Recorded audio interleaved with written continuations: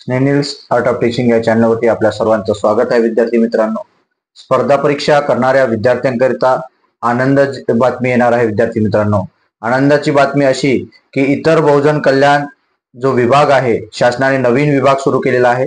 या विभागामध्ये 870 पदांची भरती विद्यार्थी मित्रांनो येणार आहे. ही भरती कशा संदर्भात असणार आहे, काय असणार आहे, या संदर्भात माहिती मी तुम्हाला देणार आहे. आपण जर आपल्या या चॅनलला पहिल्यांदा बघत असाल तर माझ्या या चॅनलला सबस्क्राईब करा, जेणेकरून येणाऱ्या जे काही भरती असेल, जाहिराती असेल किंवा शिक्षणासंदर्भातील जे काही माहिती असेल ती कायमस्वरूपी आपल्या या चॅनलवरती अपडेट मिळत राहतील. विद्यार्थी मित्रांनो, आदिवासी विकास विभाग, नंतर समाज कल्याण विभाग, त्याच नुसार किंवा त्याच पद्धतीनं त्याच धर्तीवर इतर बहुजन कल्याण विभाग हा नवीन विभाग सुरुवात झालेला आहे. मग इतर बहुजन कल्याण विभाग जो आहे, या इतर बहुजन कल्याण विभागामध्ये वसतिगृहाची नवीन जे वसतिगृह आहे ते वसतिगृह निर्माण केलेले आहे. शासनाने गेल्या वर्षी संपूर्ण महाराष्ट्रामध्ये 72 वसतिगृहची मागणी होती, परंतु यामध्ये 52 वसतिगृह सुरू करण्याची शासनाने GR काढलेला आहे. त्यापैकी काही अजूनपर्यंत जे हॉस्टेल्स आहेत, वसतिगृह आहे, हे वसतिगृह अजूनपर्यंत सुरुवात झालेली नाहीये. परंतु पूर्व विदर्भातील जे 4 वसतिगृह आहेत, गोंदिया, गडचिरोली, नंतर नागपूर आणि आपलं चंद्रपूर, या ठिकाणी वसतिगृह सुरुवात झालेली आहे. परंतु या वसतिगृहात एम्प्लॉई जे काही काम करणारे जे कर्मचारी आहे, या कर्मचाऱ्यांची संख्या अत्यंत कमी आहे आणि त्या म्हणजे नसल्या अत्यल्प आहे.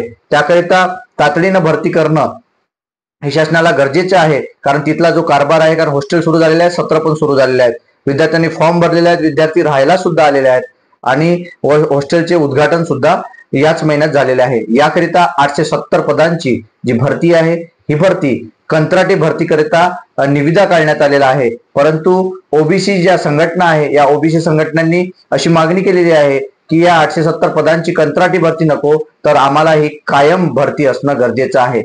लोकसत्ताला न्यूज आलेली आहे, लोकसत्ताचे बातमी विशेष प्रतिनिधी बातमी आहे.